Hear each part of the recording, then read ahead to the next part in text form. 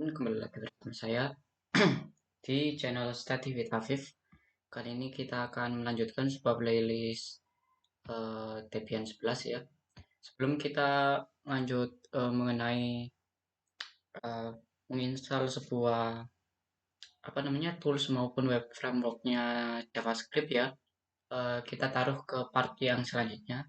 Kita akan berbicara mengenai eh, yang namanya di tools atau web frameworknya khusus buat yang namanya Python ya. Jadi ada yang namanya Django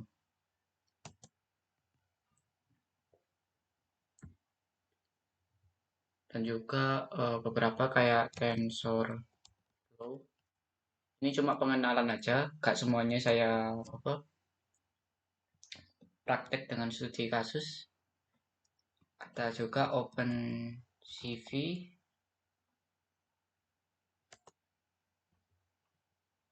dan sebenarnya banyak sih untuk library-nya si Python. Jadi kedua ini itu library Python ya. Sedangkan satu ini merupakan web frameworknya si Python yang terkenal ya dengan nama Django. Oke, sebenarnya saya mau tunjukin bahwa Python kan sebuah bahasa yang high level programming language dan yang sifatnya itu general purpose. Dan sedangkan untuk yang saya tunjukkan ini OpenCV ya dan TensorFlow merupakan kedua ini itu eh, apa ya namanya library ya, ya. Jadi open source library-nya Python yang digunakan untuk machine learning. Ya ini udah dua ya, udah dua bidang. Django untuk web framework, TensorFlow untuk machine learning. Oke, untuk yang ini yang saya tunjukkan OpenCV. Kalau OpenCV dikhususkan untuk sesuai namanya yaitu computer vision CV-nya, yaitu di mana dia sebuah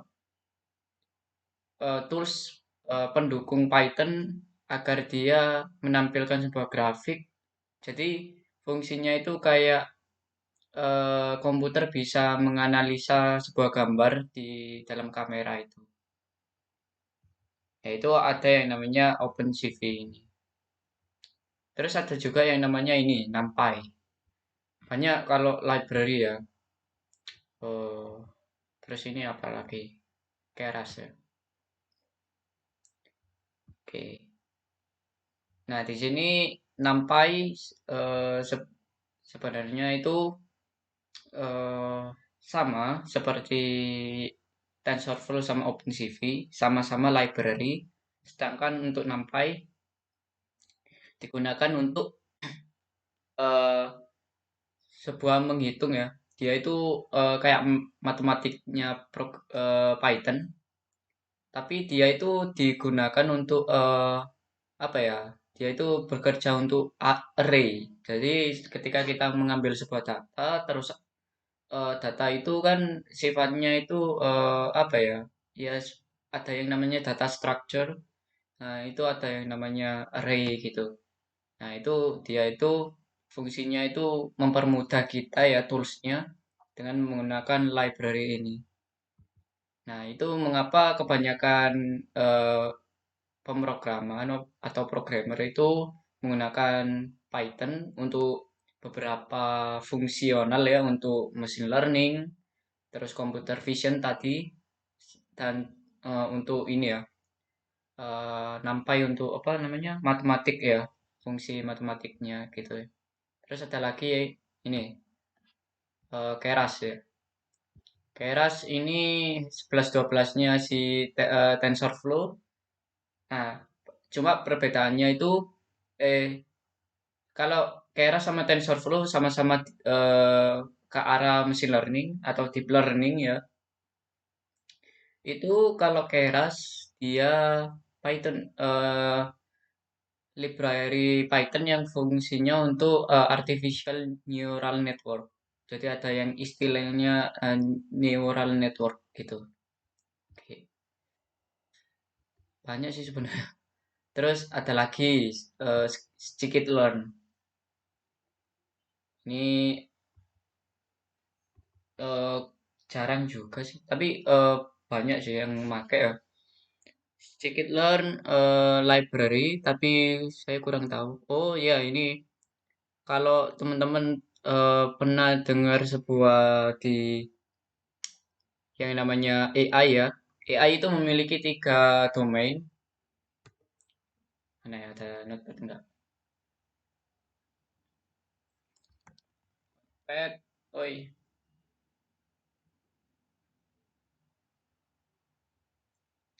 mapet, wih. Oke, ya coba buka ini ya.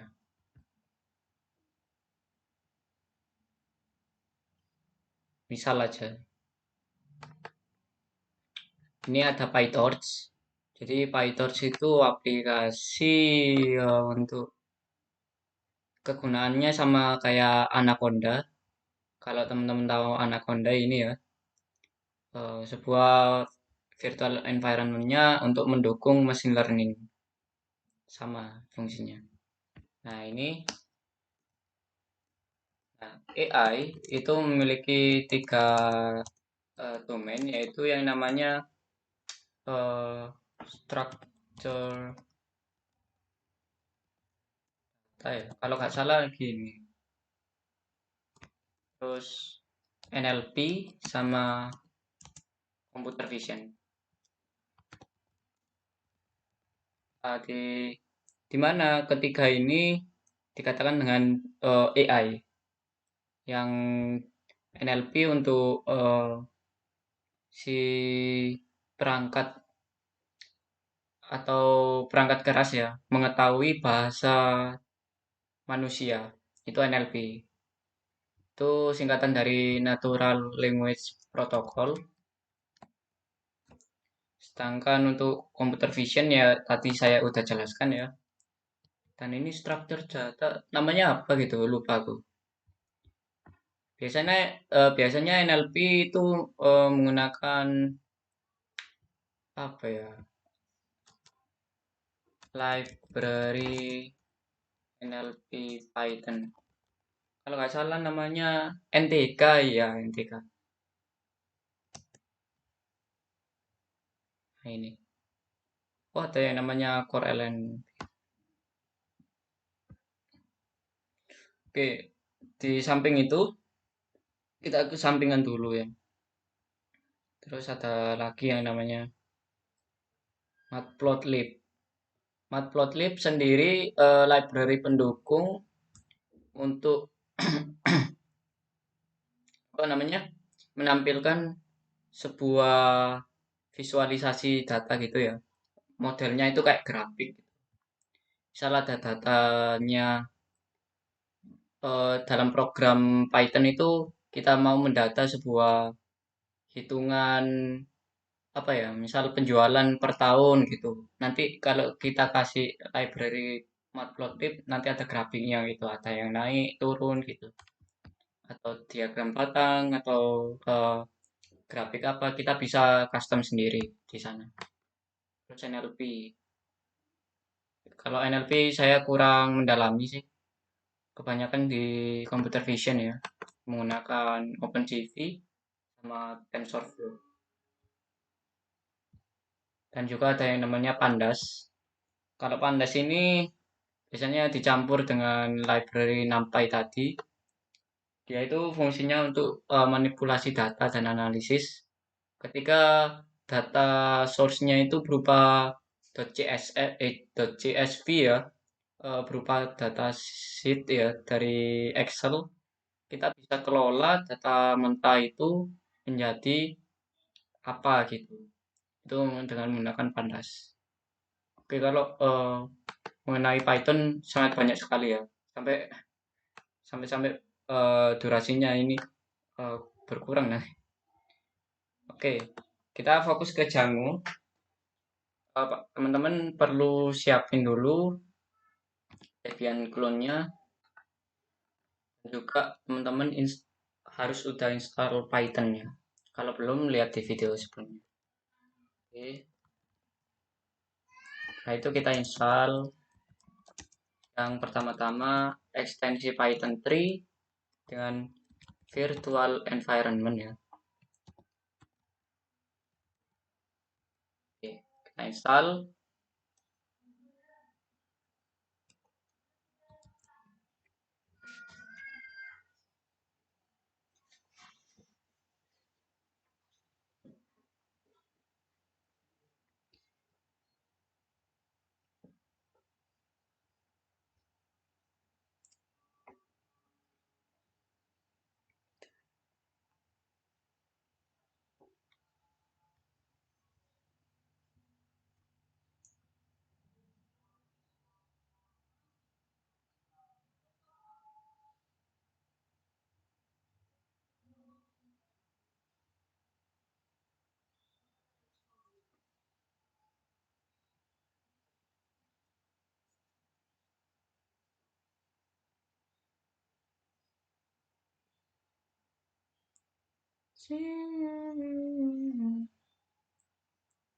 Oh, kayaknya lama ya. Kita skip dulu biar gak makan durasi. Oke, setelah di-download, teman-teman perlu perhatikan eh, kita bikin sebuah virtual environment ya.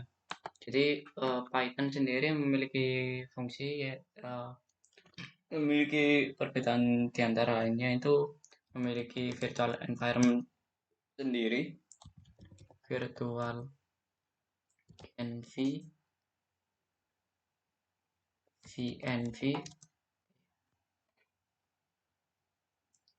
Jadi kita buat virtual environment-nya namanya vnv ini. Kita cd ke vnv-nya. Oke, kita lihat get vnv.jpg. Oke, ini untuk informasi .config-nya. Terus setelah itu kita kasih perintah source bin slash aktif. Oke, kita masuk ke vnv-nya ya.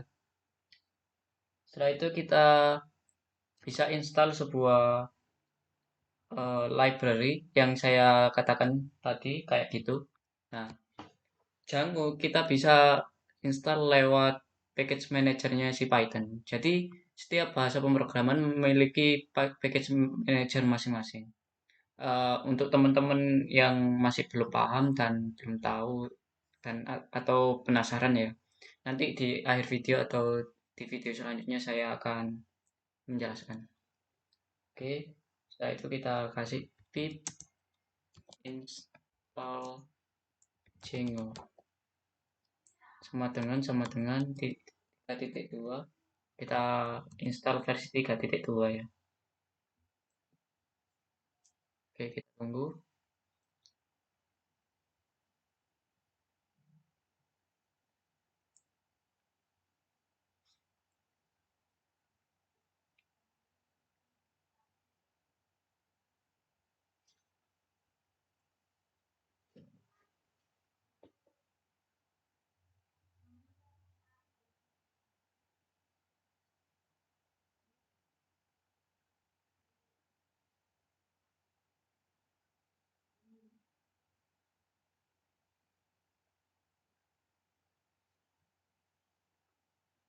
Ya, Kak, lama juga.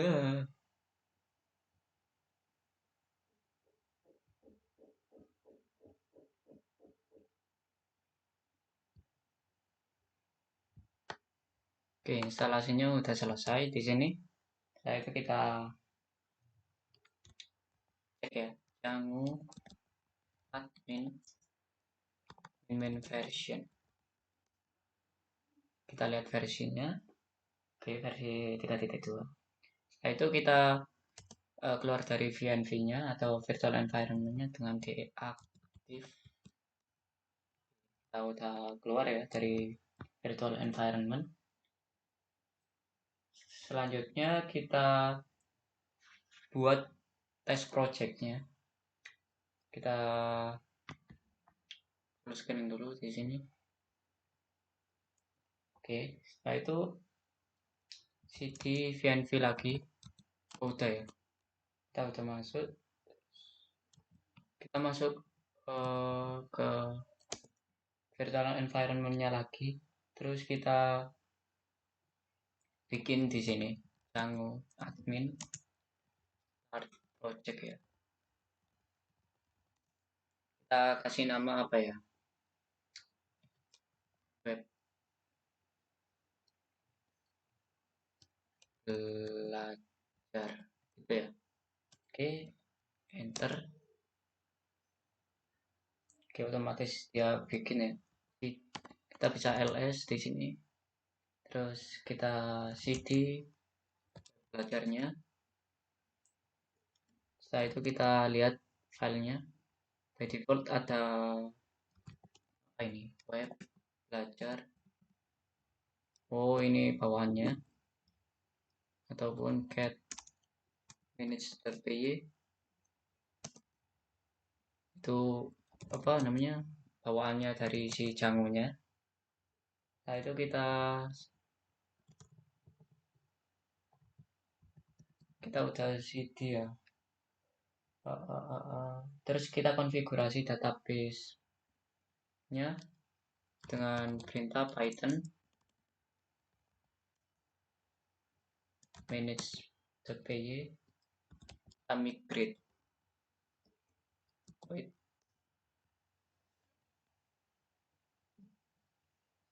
Jadi defaultnya dari konfigurasi database-nya dia menggunakan SQLite ya, SQLite. Oke. Auto running migrationnya dengan cat manage.py ini. Oke, kita bisa lihat ini. Oke, terus setelah itu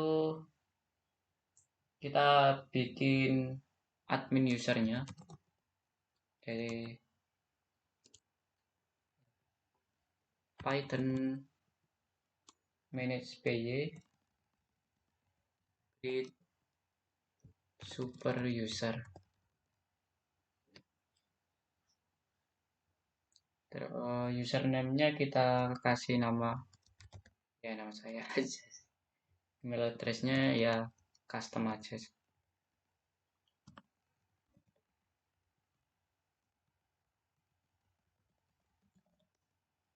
Passwordnya juga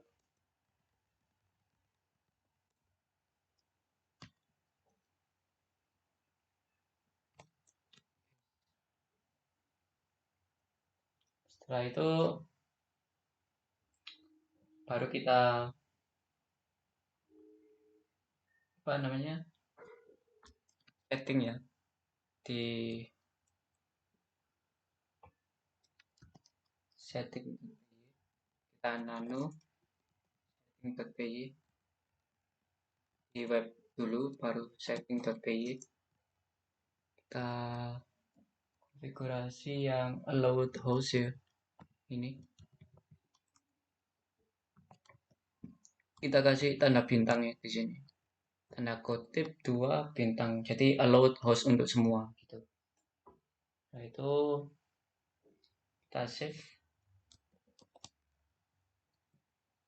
kita run servernya ya, kayak main pada Ruby on Rails yang di video sebelumnya. Mana wih?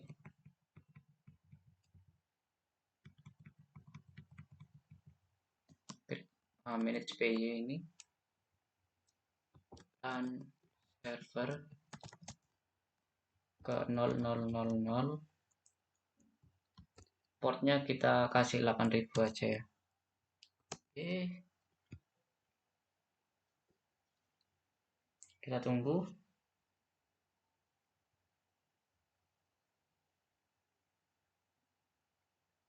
Oke, webnya udah siap untuk kita coba. Kita lihat ya di sini 192.168. Oh ya, IP-nya apa? Oh ya, aku lupa. Oh ya, ini ya.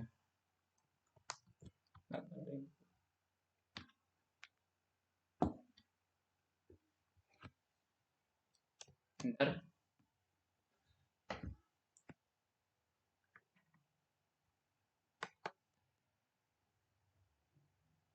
Loh, kok nggak bisa? Lihat dulu IP-nya. Oh, salah. Ngarang aku. Berarti. Oke, kita running lagi.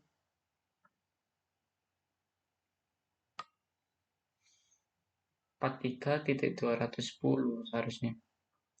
Oke, tunggu sampai oke.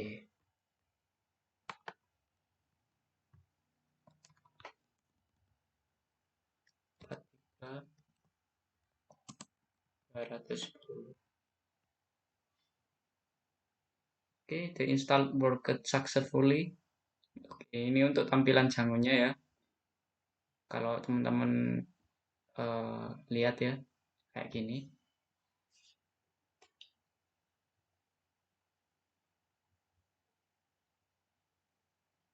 Kita bisa juga masuk ke sisi admin adminnya si Django. Django punya webminnya atau web administrasinya. Slash admin di sini. Nah, maka muncullah login page ya. Nah, di sini kita kasih username yang kita udah set tadi. Oke, super usernya dan juga passwordnya. Login.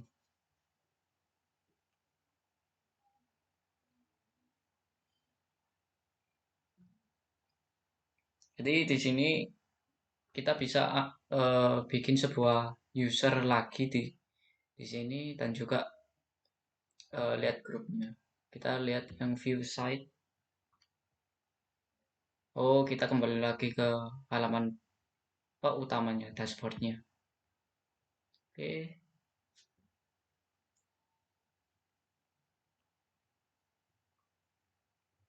kita coba tes aplikasi ya menggunakan Django. Kita Ctrl C. Pertama-tama kita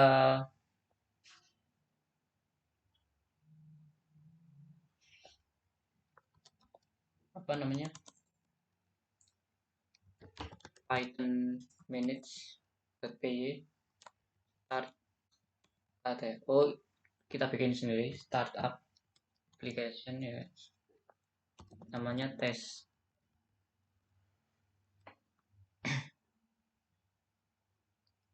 Terus kita kita lihat dulu. Nano test app views.py. Nah, ini kita bisa custom.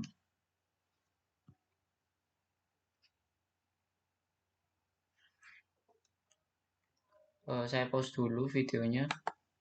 Mungkin biar gak lama durasinya gitu. Jadi saya insert ya di bawah komen ini, create your views here. Jadi disuruh ke bawah sini. Nah itu kita save, kita create tes web belajar tadi, web belajar URL-nya. Nah itu kita ke line 17.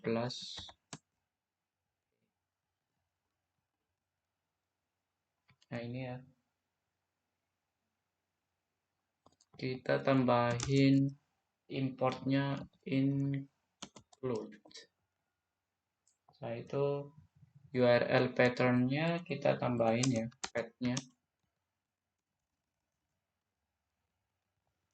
Path namanya tes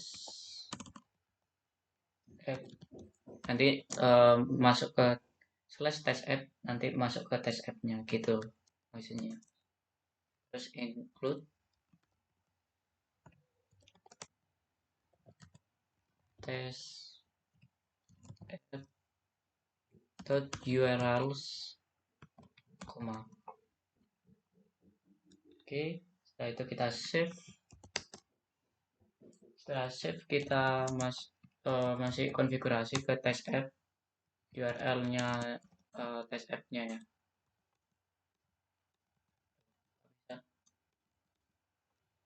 Oh, kita bikin sendiri di sini. Setelah itu kita tambahi, kita import Django urls import kayak URLs-nya web belajar tadi ya, biar bisa apa ya, nge-return lagi gitu. Views import main. Oke, setelah itu kita tambahin di sini URL returns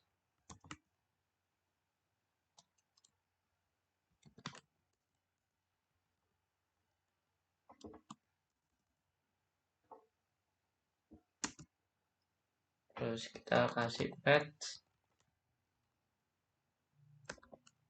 main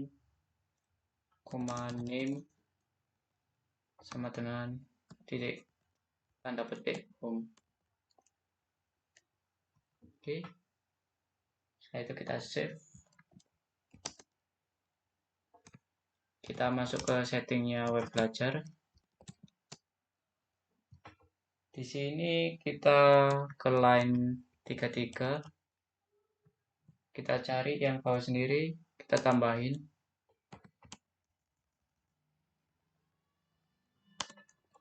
test underscore app, kasih koma. Oke, kita save, dan yang terakhir kita run servernya lagi. Nanti kita bisa lihat perbedaannya itu gimana. Mbok, ada yang salah, invalid syntax. Oke, cuma kesalahannya ini ya, saya kosongkan backslash-nya di belakangnya HTML. Oke, berhasil. Nah, itu kita tambahin langsung ya di sini. Oke, tambahin paste. Loh, kok gak bisa? Kita cek lagi konfigurasinya. Oke, mohon maaf teman-teman, ada salah path-nya ini, kata underscore-nya. Oke, kita lanjut lagi. Kita run ya. Nah, ini kayaknya bisa. Oke, kita refresh. Oke, mantap. Instalasi Django pada Python kita berhasil ya, teman-teman. Dan kita lanjut ke part berikutnya ya, untuk pembahasan yang lebih fresh. Oke, itu aja dari saya. Semoga bermanfaat dan sampai jumpa di video selanjutnya. Oke, mantap.